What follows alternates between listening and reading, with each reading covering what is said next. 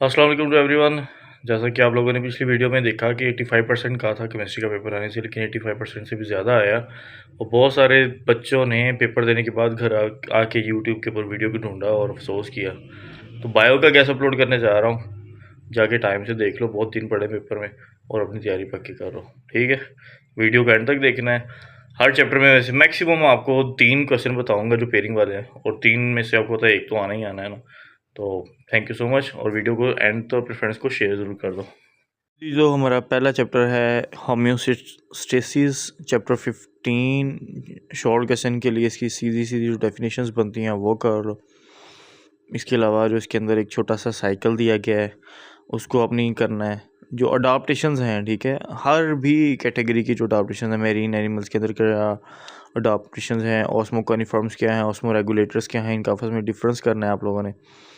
एनहाइड्रोपायरोसिस क्या होते हैं ये करना है आप लोगों ने। उसके बाद ये इबोनी क्या है, ठीक है, अक्सर बच्चों को पता नहीं चलता इबोनी क्या है। एक एक्स्ट्रोक्रिटोफोर क्या होता है, ठीक है। और ये रहा वो साइकिल जिसको यूरिया साइकिल भी बोलते हैं, ये इंपॉर्टेंट है शॉर्ट क्वेश्चन के लिए। उसके बाद है excretion in representative animals, excretion in planaria, ठीक है, और एक्सक्रीशन इन कॉकरोच। मैं जो आप लोगों को जो क्वेश्चन बताने जा रहा हूँ उसमें मेरा जो फर्स्ट अटैम्प्ट होगी वो होगी एक्सक्रीशन इन कॉकरोच, ठीक है। मुझे लग रहा है, फीलिंग है कि ये आएगा।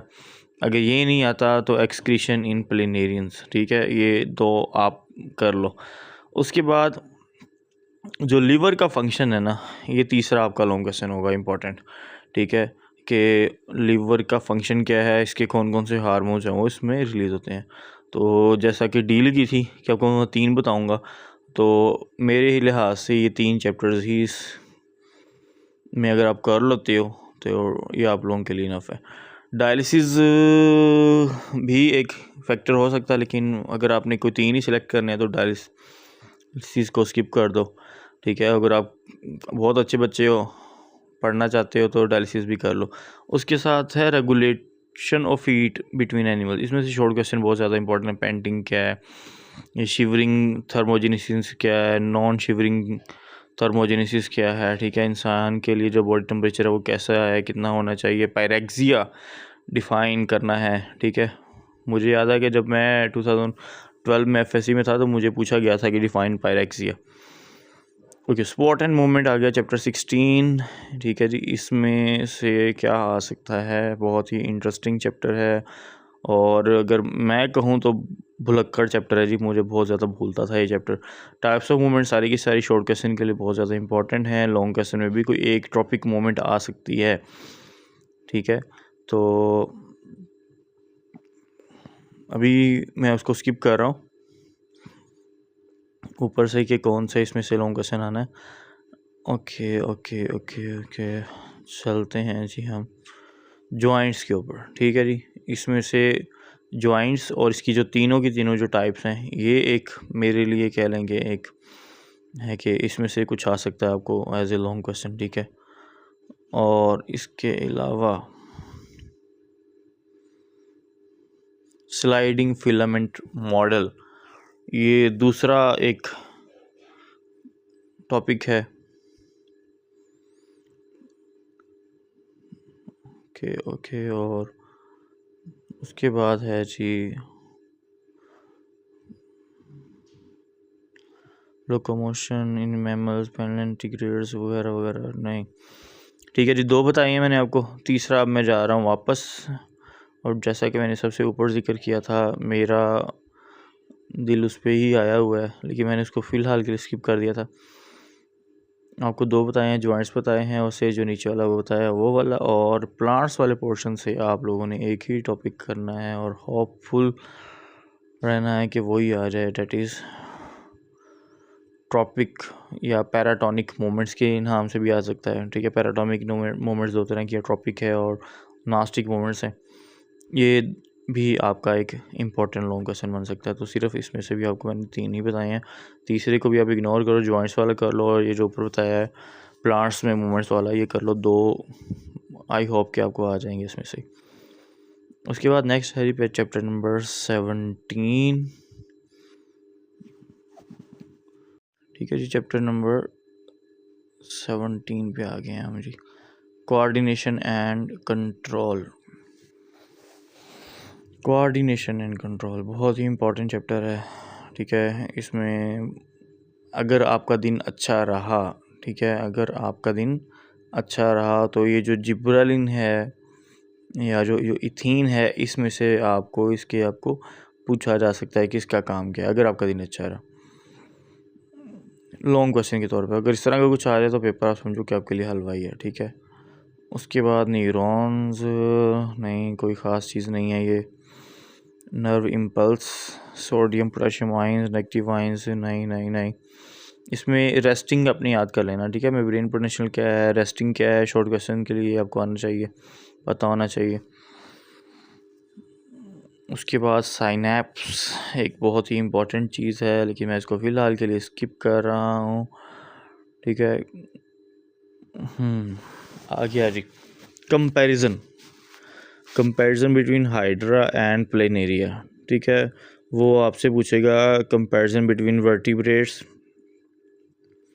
ठीक है, मतलब एक कह लो कि एक सेंट्रलाइज्ड जो नर्वस सिस्टम है जिसमें ब्रेन होगा, और एक वो जिसमें एक डिफ्यूज नर्वस सिस्टम होगा। कहा जाएगा कि चलें आप इन दोनों में कंपैरिजन करें। मेरे नज़दीक ये बहुत ही इंपॉर्टेंट क्वेश्चन है।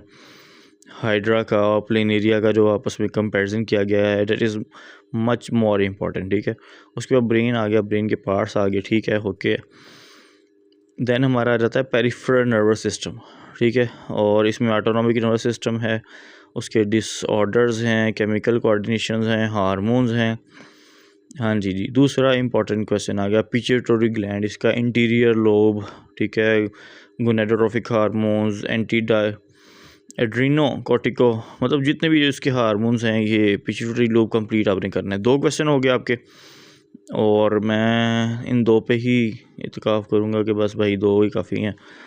उसके बाद अगर कुछ और भी करना है आप लोगों ने तो प्लांट का जो ऊपर जो पीछे पोर्शन गुजरा था हमारा शुरू में, जिसमें साइनैप्स। ठीक है, तो थर्ड अगर आपने कोई चीज़ करनी है तो आप साइनैप्स कर लो। तो 2 क्वेश्चन आपको इसमें से बताए हैं, एक हाइड्रा और प्लेनेरिया का कंपैरिजन बताया है, लेकिन वो हाइड्रा और प्लेनेरिया का नहीं बताएगा, वो घुमापुर आगे पूछेगा कि एक सेंट्रलाइज्ड नर्वस सिस्टम और एक डिफ्यूज नर्वस सिस्टम में फ़र्क करो आप लोग। दूसरा फिर पिट्यूटरी ग्लैंड है, तीसरा फिर आपको ने बताया कि साइनैप्स है।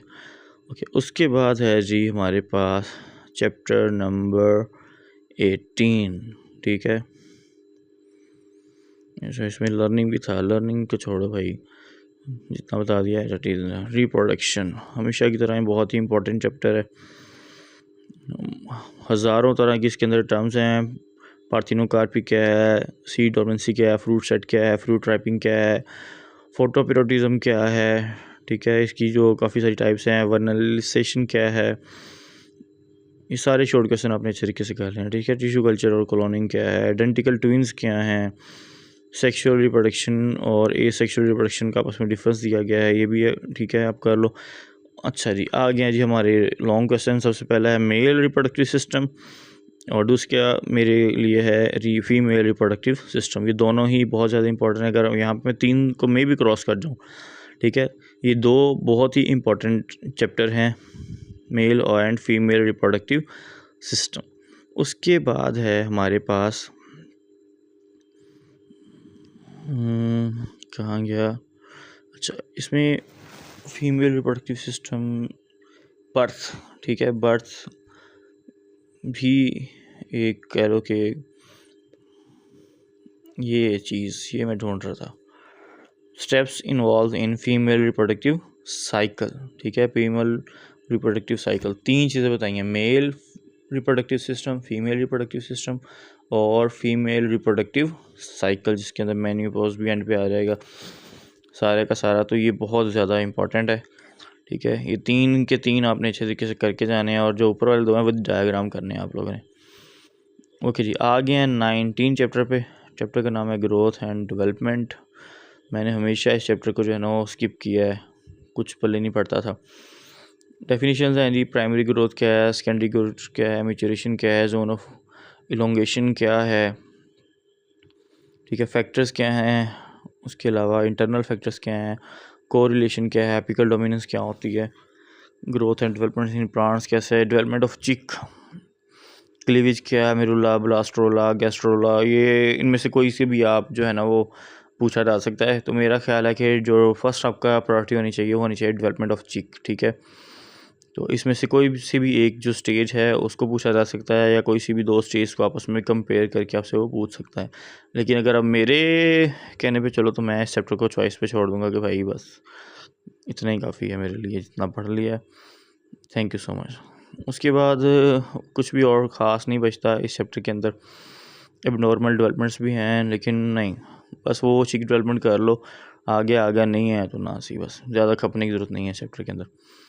चैप्टर 20, ठीक है, गुड लक, क्योंकि इसमें से कुछ भी नहीं आ रहा आपको, लॉन्ग क्वेश्चन नहीं है पेयरिंग के अंदर इसका।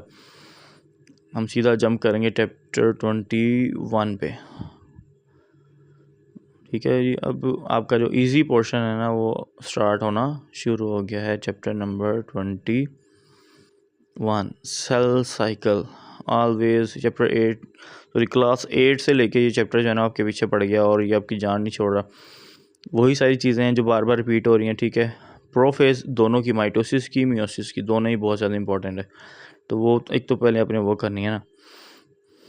उसके बाद फिर आ जाता है मियोसिस, मियोसिस की प्रोफेज मियोसिस की जो प्रोफेज है ना वो माइटोसिस से ज़्यादा इंपॉर्टेंट होती है, ठीक है। इसमें क्योंकि आपको बताया क्रॉसिंग ओवर होती है, क्या मेटा फला फला फला कुछ नई चीज़ें भी ऐड हो जाती हैं ना। तो जिसने भी प्रोफेज देनी है ना वो तो वो माइटोसिस के बजाय मियोसिस की देगा आपको, ठीक है जी। उसके बाद comparison importance of mitosis, errors हैं जी, डाउन सिंड्रोम, टर्नर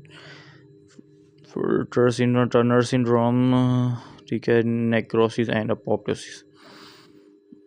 तो अब एक तो मैंने आपको बता दिया, ठीक है, प्रोफेज आपने करना है, ठीक है। अब नेक्रोसिस और अपोप्टोसिस ये अलग करना है आप लोगों ने, ठीक है। और ये जो माइटोटिक एरर्स में नॉन डिसजंक्शन एरर्स है ना, ठीक है, ये जिसमें सिंड्रोम्स हैं सारे के सारे, ये भी इंपॉर्टेंट है। तो ये तीन आपने अच्छे तरीके से करने हैं, प्रोफेसिस करनी है और ये तीन करने हैं आप लोगों ने।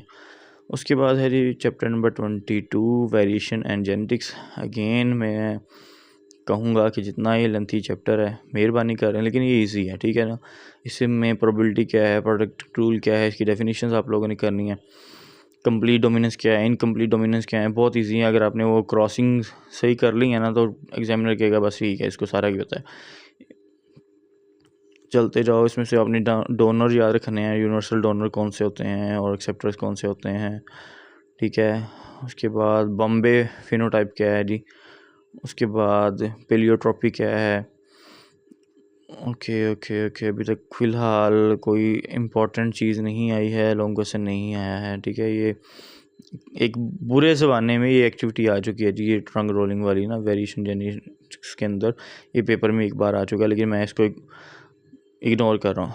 जीन लिंकेज शुरू हो गया जी, यहाँ से ही हमारा काम शुरू हो गया, ठीक है। सेक्स क्रोमोसोम्स आ चुके हैं और वेरिएशन जेनेटिक्स में आ रखे हैं। चले जी, यहाँ से हमारा काम शुरू हो गया, यहाँ से लेके एंड तक अपनी सारा करना है। पैटर्न्स ऑफ सेक्स डिटर्मिनेशन में है ना XO और XX टाइप है, ये आपका काम है। XX टाइप है, ZW टाइप है, एक तो ये हो गया ना आपका तीनों, ठीक है। उसके बाद आ गया sex linkage in Drosophila. Oh my God, ये इम्पॉर्टेंट तरीन जो है टॉपिक है इस चैप्टर का दूसरा। तो मेरा ख्याल है कि 2 कर लेंगे। उसके बाद डार्विन अंकल भी नीचे आ रहे हैं जी, एक्स लिंकेज डोमिनेंस है, ठीक है। Diabetes mellitus and it's genetic basis, मैं इग्नोर कर रहा हूँ अभी इसको। ओके जी, बस ऊपर जो आपको 2 लोगों क्वेश्चन बताए थे, डेट्स इनफ। उसके बाद आ गया जी बायोटेक्नोलॉजी, ठीक है, चैप्टर नंबर 20, एक मिनट,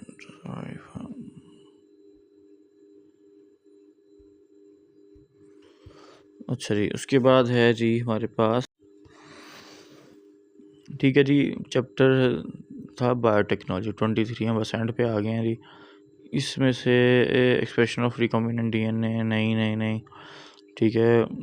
पॉलीमरेज चेन, हाँ जी जी आ चुका है जी पेपर में, दी पॉलीमरेज चेन रिएक्शन, ये आप लोगों ने करना है चैप्टर का। पहला आपका लॉन्ग क्वेश्चन है। उसके बाद फिर आप लोग आ जाओगे transgenic animal, cloning of transgenic animals, नहीं नहीं नहीं, बायोटेक्नोलॉजी, अच्छा जी, टिश्यू कल्चर टेक्निक सेकंड हो गया। और उसके बाद है जी हमारे पास बस ये 2 लॉन्ग क्वेश्चन कर लो, और मैं आपको कहूँगा कि इस चैप्टर को भी आप छोड़ दो, चॉइस पे रहने दो, ठीक है। चैप्टर नंबर 20 एवोल्यूशन, ठीक है। एवोल्यूशन क्या है इसको भी स्किप कर देते हैं जी। Natural selection and adaptation, fossil records, nothing important, कुछ भी नहीं है। Molecular biology, natural selection and artificial selection, नहीं, कुछ भी ऐसा नहीं है इस चैप्टर के अंदर। हार्डी-वेंगबर्ग थ्योरम, नहीं, छोड़ दें अब इसको भी। उसके जी बस हमारे पास लास्ट चैप्टर आ गया जी, इकोसिस्टम वाला। भाई जितना ही आसान चैप्टर है ना, बजाय ये कि चॉइस पे रो सारा कुछ कर लो, लेकिन फिर भी आप लोग कहते हो कि जी नहीं, हमें कुछ ना कुछ इम्पोर्टेंट बता दें, तो मैं आपको बताऊंगा जो इनके क्या है, ये parasitism and its significance, symbiosis, ये जो सारा इसका जो रिलेशंस है ना, ये आपने करना है, ठीक है। और इसके अलावा है जी, अभी ऊपर से गुजरा है नाइट्रोजन साइकिल, ये इस चैप्टर का बहुत ही इंपॉर्टेंट टॉपिक है 2। ओके बच्चों, बेस्ट ऑफ लक। वीडियो को देखने का शुक्रिया, अपना ख्याल रखिएगा, अल्लाह हाफिज़। उम्मीद है कि पेपर आसान होगा।